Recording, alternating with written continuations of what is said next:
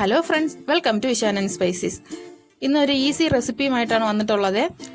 Yellow parrot fish, അല്ലെങ്കിൽ നമ്മുടെ നാട്ടിലൊക്കെ കിളിമീൻ, അല്ലെങ്കിൽ ഞവര എന്ന് പറയും. ഞവര മീനിൻ്റെ ഇത് യെല്ലോ കളറാണ്. നമ്മൾ നോർമലി വാങ്ങുന്നത് ഒരു പിങ്ക് കളറായിരിക്കും. ഇത് അതിൻ്റെ കൂടെ തന്നെ ഇത്തിരി യെല്ലോ കളർ, നല്ല ടേസ്റ്റിയാണ് സംഭവം.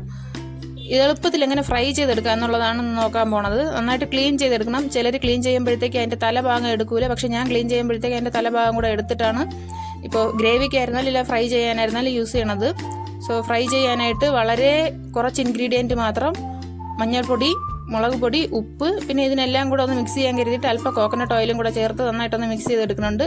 എന്നിട്ട് ഓരോ മീനായിട്ട് അതിൽ നന്നായിട്ടൊന്ന് ഡിപ്പ് ചെയ്ത് നന്നായിട്ടൊന്ന് പുരട്ടി എടുക്കുന്നുണ്ട്. അത് കഴിഞ്ഞിട്ട് കോക്കനട്ട് ഓയിൽ യൂസ് ചെയ്ത് തന്നെയാണ് അതിനെ ഫ്രൈ ചെയ്തെടുക്കുന്നതും. നമുക്ക് കേരളത്തിൽ കിട്ടുന്നതിൽ വൺ ഓഫ് ദ ടേസ്റ്റിയസ്റ്റ് ഫിഷ് എന്ന് പറയാം ഈ കിളിമീൻ എന്ന് പറയണത്. പിന്നെ അതുപോലെ തന്നെ ഇത് പിങ്ക് കളറിൽ അതിൻ്റെ ആ ചെതമ്പലൊക്കെ ഉള്ളത് കാരണം, ചെതമ്പലത്തിൽ കൂടുതലായത് കാരണം ക്ലീൻ ചെയ്യാൻ അല്പം ബുദ്ധിമുട്ടായിരിക്കും. പക്ഷേ എങ്കിലും ക്ലീൻ ചെയ്തെടുത്തു കഴിഞ്ഞ് കഴിഞ്ഞാൽ നല്ല ടേസ്റ്റി ആയിട്ടുള്ള ഫുഡാണ്.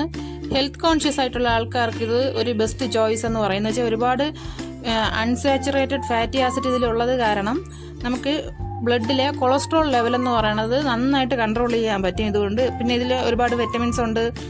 അതുപോലെ തന്നെ നന്നായിട്ട് കാൽഷ്യവും മറ്റുള്ള സംഭവങ്ങളൊക്കെ ഉള്ളത് കാരണം ബോണിനായിരുന്നാലും പല്ലിനായിരുന്നാലും നല്ല യൂസ്ഫുൾ ആയിട്ടുള്ളത്, അതായത് നല്ല സ്ട്രെങ്ത് കൊടുക്കുന്ന ഒരു സംഭവമാണ്. പിന്നെ കുഞ്ഞു പിള്ളേർക്കായിരുന്നാലും നല്ല ടേസ്റ്റി ആയിട്ട് അവർ നന്നായിട്ട് ഇഷ്ടപ്പെട്ട് കഴിക്കുന്ന ഒരു സംഭവമാണ്. സോ ഒരു ഈസി റെസിപ്പി നിങ്ങൾ ഉറപ്പായിട്ടൊന്ന് ട്രൈ ചെയ്ത് നോക്കണം. ഇതിൻ്റെ ഫീഡ്ബാക്ക് എനിക്ക് അറിയിക്കണം. Thanks for watching.